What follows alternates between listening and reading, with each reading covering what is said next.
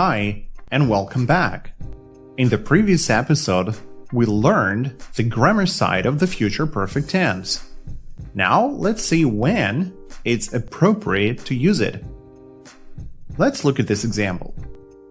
Don't worry, she will have moved out by Friday. And let's look at the timeline. Here's now.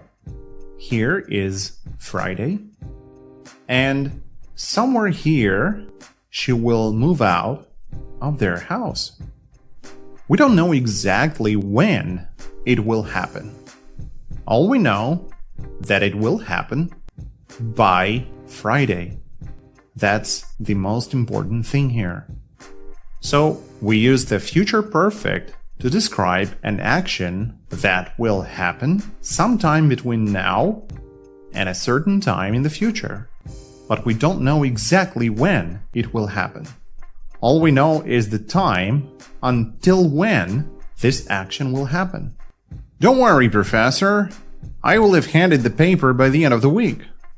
So, we don't know exactly when he will hand in the paper. But we do know till when he will have done it. That's it for now. Stay tuned for more.